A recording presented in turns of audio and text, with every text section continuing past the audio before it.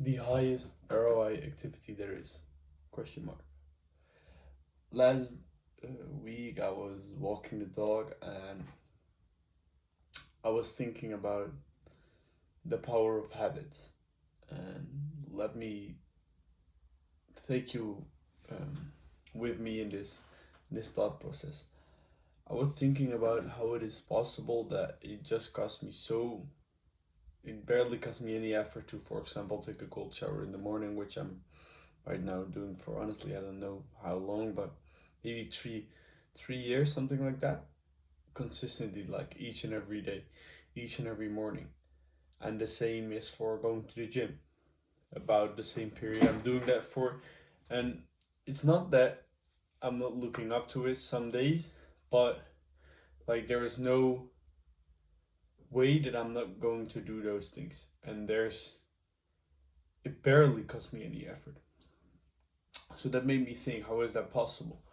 And that's, I think, the definition of a habit, right? Same with brushing your teeth for a lot of people. Like, it's not that you even think about it. And it's not that there's a way that you're not going to do it. And yeah, that's called a habit. So, like, of course, many people have mentioned this before, but this is where like I myself really realized the power of habit.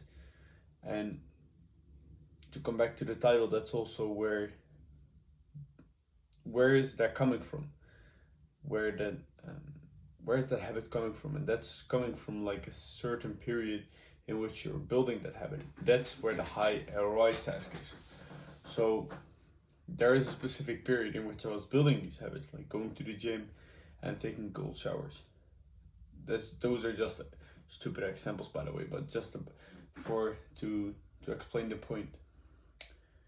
But those periods are right now. Let's assume that going to the gym is good for you, and let's assume that taking a cold shower is beneficial for your health.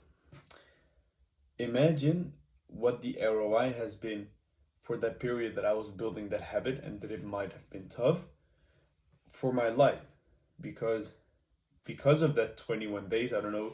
Uh, I believe scientifically it's based that it costs you 21 days to build a habit. Imagine the return on input or return on investment that 21 days has been if going to the gym might be healthy for you. What it does for you when you build that habit for 21 days, and then you can benefit from it for example, the rest of your life. I think that's pretty crazy that it only costs you effort for 21 days and then you're able to benefit it for such a long period of time. So that's the realization which I had, and that's, I think, the scientific theory behind the habit. But I just wanted to let you guys know about this and let it sink in.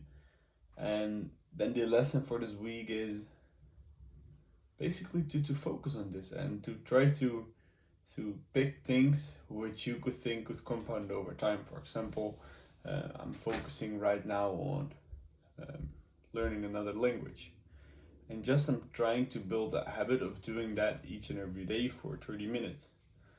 And let's see where I can be in, let's say, a year when I keep on doing so. And I will be always shaping my list of habits along the way, since I think that's also great to do. And besides that, stick to these things, and yeah, it also gives you such a base layer, for example, in traveling and stuff.